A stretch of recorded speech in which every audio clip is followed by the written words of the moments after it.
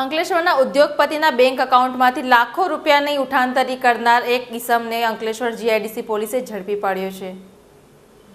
Police સૂત્રીય માહિતી મુજબ અંકલેશ્વર જીઆઈડીસીમાં માનવ મંદિર પાસે રહેતા હિતેશભાઈ શાહ ઉદ્યોગના વ્યવસાય સાથે સંકળાયેલા છે। તેમનું બેંક એકાઉન્ટ અંકલેશ્વરની બેંક ઓફ મહારાષ્ટ્ર શાખામાંથી તારીખ 7/10/2013ના રોજ કોઈ કિસ્સામે એકાઉન્ટ હેક કરી ₹18,50,000 ટ્રાન્સફર કરી ઉપાડી લીધા હતા, જે અંગે તેઓએ જીઆઈડીસી પોલીસ મથકમાં ફરિયાદ નોંધાવી હતી। દરમિયાન કલકત્તા ખાતે એક ઇસમ ઝડપાઈ જતા તેની પૂછપરછ દરમિયાન તેણે નામ અનુપમ ઝા જણાવ્યું હતું। જો કે નામ ખોટું જણાતા તેણે પોતાનું સાચું નામ ઉજ્જવલ ઘોષ ઉર્ફે મુરલીધર ઘોષ અને પશ્ચિમ બંગાળના માલદા જિલ્લામાં હોવાનું જણાવ્યું હતું। વધુ પૂછપરછમાં તે અલગ અલગ નામ ધોરણ કરી ખોટા બનાવટી વોટર આઈડી કાર્ડ તથા અન્ય પાન કાર્ડ બનાવી કલકત્તા ખાતે જુદી જુદી બેંકોના ખાતા ખોલાવી અન્ય બેંક એકાઉન્ટ હેક કરી રૂપિયા ટ્રાન્સફર કરી ઉપાડી લેતો હતો, જેમાં અંકલેશ્વરની મહારાષ્ટ્ર બેંકમાંથી પણ ટ્રાન્સફર કર્યા હોવાની કબૂલાત કરતા જીઆઈડીસી પોલીસે ટ્રાન્સફર વોરંટથી લઈ આવી પૂછપરછ કરતા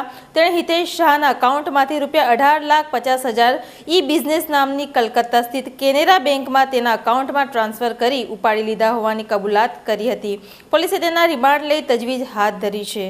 ધર્મેશ રાણા સાથે BTV ન્યૂઝ। 2013માં આ કામના ફરિયાદી હતો એના પોસ્ટેમાં ઇન્ફોર્મેશન ટેકનોલોજી એક્ટ મુજબ ફરિયાદ આપેલી હતી, જેમાં આ કામના ફરિયાદીનું બેંક ઓફ મહારાષ્ટ્રમાં એકાઉન્ટ હતું, જે એકાઉન્ટ મેલ આઈડી આધારે આ કામના આરોપીઓએ હેક કરી અને તેમના કેનેરા બેંક કલકત્તા ખાતેના એકાઉન્ટમાં ₹18,50,000 જમા કરાવેલા હતા। તેથી આ બાબતની તપાસમાં જે તે વખતે અત્રેના પોસ્ટેથી સ્ટાફના માણસો ગયેલા હતા અને કેનેરા બેંકમાં જાણ કરેલી હતી। જે તે વખતે આ એકાઉન્ટ જે કલકત્તામાં ખોલેલું એના જામીનદારને પણ અત્રેથી જે પોલીસ તપાસમાં ગયેલી એને ત્યાં જાણ કરેલી હતી। પછી હમણાં આ કામના જે જામીનદાર હતા એ પણ કેનેરા બેંકમાં જતા કલકત્તા અગાઉ એમને જામીનદાર તરીકે જે સહી કરેલી હતી, જેના માટે એ આરોપી અનુપમ ઝા એ જોઈ જતા એને તાત્કાલિક બેંક સત્તાવાળાને જાણ કરેલી અને સ્થાનિક પોલીસને પણ જાણ કરેલી હતી અને અમોને પણ જાણ કરતાં અમો અત્રે ભરૂચ જિલ્લાથી PSI સાલુંકી તથા તેના સ્ટાફના માણસોને કલકત્તા મોકલેલા હતા, જેથી તેઓ ત્યાં જઈ આ કામના આરોપીને પૂછપરછ કરી તેના કલકત્તા કોર્ટમાંથી કાંજીક રિમાન્ડ મેળવી અત્રે લાવી રજૂ કરતાં ગઈકાલે આ ગુનાના કામે આ કામના આરોપી અનુપમ ઝા, જેને એનું પોતાનું નામ સાચું નામ અનુપમ ઝા નથી પણ આ કામના આરોપી તથા બીજા બે પણ આરોપી એમાં સંડોવાયેલા છે, જેઓ પોતાનું ખોટું નામ ધારણ કરી અને અલગ અલગ બેંકમાં આ રીતે ડોક્યુમેન્ટ ઊભા કરી અને ખોટા નામથી તેઓ એકાઉન્ટ ખોલાવતા હતા અને આ રીતે ઈમેલ આઈડી હેક કરી અને ચીટિંગ કરતા હતા। આ કામના આરોપીની પૂછપરછ દરમિયાન તેનું સાચું નામ ઉજ્જવલ ઘોષ સન ઓફ મુરલીધર ઘોષ હોવાનું જણાવેલ છે અને તે માલદાનો છે। આ કામે સંડોવાયેલ બીજા બે આરોપીઓ કે જેઓનું નામ એને રોહિત સિન્હા અને સંજય સિલ જણાવે છે,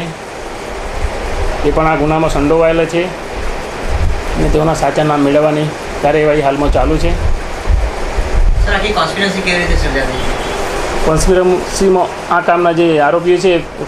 પોતાનું સાચું નામ ખોટું નામ ધારણ કરી અને અલગ અલગ બેંકમાં પોતાના એકાઉન્ટ ખોલાવતા હતા અને એ એકાઉન્ટમાં તેઓ કોઈપણ બેંકમાંથી બેંકનું અથવા કોઈપણ પર્સનલ વ્યક્તિનું ઈમેલ આઈડી હેક કરી એ આઈડીમાં એને એની જે સિસ્ટમ જાણી લેતા હતા, એના ખાતામાં કેટલા પૈસા પડેલા છે, પછી RTGSથી આ રીતે વગેરે વગેરે અલગ અલગ મોરસ એમ્બ્રિડીનો ઉપયોગ કરી અને એ વ્યક્તિનું જેનું નેટ બેન્કિંગ થ્રી વ્યવહાર ચાલતો હોય, RTGS ચાલતું હોય તો એ ઈમેલ આઈડી હેક કરી લેતા અને ઈમેલ આઈડી હેક કરી અને એમના પોતાના ખાતામાં આ લોકો આ પૈસા જમા કરાવી લેતા હતા। આ કામના આરોપીની તપાસ અને એના બેંક એકાઉન્ટ ચેક કરતાં ગુજરાતનું એક નવસારી, બેંગ્લોર, મહારાષ્ટ્ર આવી અલગ અલગ જગ્યાએ પણ બીજા પણ આ પ્રકારના ગુનાઓ કરેલા છે એ તપાસ દરમિયાન જણાઈ આવેલ છે।